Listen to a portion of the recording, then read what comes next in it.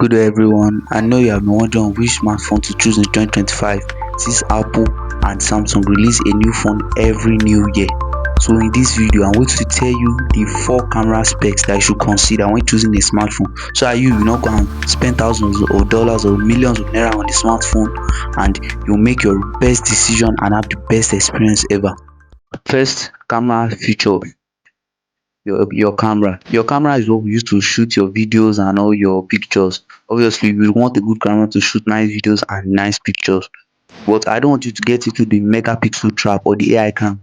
I know you see this on latest phones. They show you 200 megapixel, 300 megapixel, 500 megapixel, and they start showing you AI imaging, but that's not what you need, because a phone can have lots of megapixels but not good image stabilization or not good camera optimization, or it doesn't know how to frame the shot or really optimize the shot to the extent that to the best of the camera's abilities. So this is what you should go. This is what you should do. First of all, go to a website. First of all, go to a website called dxomark.com. Once you go to dxomark.com, I want you to tap the smartphones list. On this smartphone list, you are going to look for the top 10 smartphones. The top 10 smartphones that are there are the smartphones you are going to buy. Maybe you are a YouTuber, or you are just someone that likes filming videos with your phone or tiny family vlogs. You can get those smartphones in the top 10 or in the top 20, anyone you like depending on your budget. Then we have display. Mostly everybody, we all know that we all look at our screens. So I'm going to mention 3 types of display, tell you their benefits and their pros and cons as well. So first of all, we have LCD. LCD is the cheapest, but it has low refresh rate. That's why you start seeing 60 hertz, and also it gets washed out colors. It doesn't have true deep blacks. Then we have AMOLED. AMOLED is better because AMOLED has higher refresh rate. That means your phone can really go up to 144 hertz, and this high refresh rate can allow you to play games better. Then we have OLED. OLED is better, but I would really recommend OLED is not really different from AMOLED. It does have true deep blacks, but I really recommend go for AMOLED because AMOLED has better screens, better contrast, better sharpening, and better AI. Because if you notice, in most TVs, they usually use AMOLED TVs like Samsung TVs. Then moving on to the most important feature of this video, then we have battery life. Everyone really wants a good smartphone that has really good battery life. I know that you guys don't really like charging your phone every few hours. Every time you just take your phone and plug it in the charger. I know you don't want that. So if you notice it, be checking it on the website or where you want to buy it from, or ask the clerk at the store. You ask the store that what is the milliamp power of your phone first. If the person said your milliamp power is around 4,000, don't get that phone. You should always go for a phone that has 5,000 milliamp power or higher. But this is a tip that you should know. When you are getting a phone that has 5,000 milliamp power, don't think that phones with the same milliamp power will always last the same. That's not true. It depends on the software optimization and the chip and the screen as well, because AMOLED will surely burn more battery more than LCD.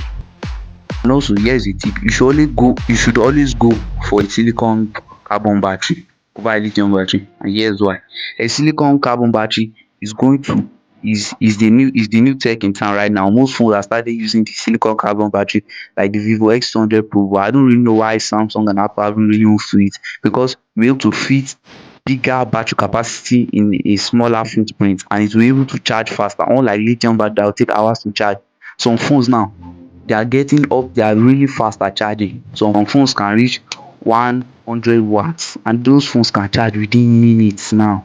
So now you don't have any excuse. Always go for a silicon carbon battery, and always check for the charging speed. The charging speed will really pay you, because when you charge your phone, you will be able to regain the power back. Then we have the performance. I know that everybody wants a good smartphone that will last you a lot of time, that will last you for a long. I know everybody wants a really good smartphone that will last you for a long time. A smartphone that you continue to play games, it won't slow down your games, and will have really good FPS. But this is what you should do. When you are getting a smartphone, you should go to a website called antutu.com. Okay, what is atontu.com? This is a website that they have run a lot of graphic, CPU, RAM test, UI test on a phone, and the phones with the highest of these tests, they will tend to perform better in real life scenarios. Let's talk about the new chip in town now, like the Snapdragon 8 Elite. Now most phones now are coming out with Snapdragon 8 Elite, but not all of them are going to perform the same. It depends on how you look at it, because each phone company has their own different software. They have their own ways of doing things. But when you go to antutu.com, they will show you, they will have run the phone through a very stressful graphics test and see which one will gain their performance over time under heavy stress. Now, just to recap everything, first of all, we have camera. Never fall into the megapixel trap. Always search for photos, and always watch reviews on how the phone shoots video, and also make sure, this is another, make sure it always shoots in 4K, because the phone that shoots 4K would tend to have higher quality more than phones that shoot in 1080p. And for the display, as you know, I've already told you guys, always go for an AMOLED screen. An AMOLED screen is better contrast, better contrast, deeper blacks, higher refresh rates, especially for you gamers that I know out there that love to play your games at 1000 fps, 120 fps. Always go for higher refresh rates. Then we also have, always go for a higher battery capacity.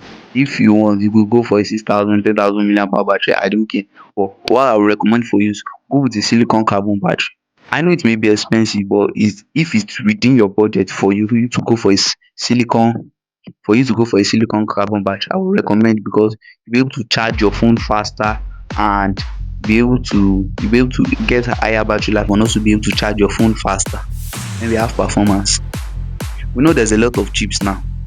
We have the Snapdragon 8 Elite, we have the Exynos chips, we have all those other chips too. But if you want a really good gaming phone, like really good, that will have really good performance, I would recommend you go for the Snapdragon chip. The Snapdragon chip I recommend now is Snapdragon X Elite chip. This is chip that is inside the Samsung Galaxy S25 Ultra, iPhone 16 Pro Max, Vivo X200 Pro, and every new smartphone that comes out in 2025. And if you know you got value from this video, and you really know that you really love what I'm doing and how assisting you on how to choose the best smartphones, and if you know you want reviews more on this channel, make sure to like and subscribe. Thank you.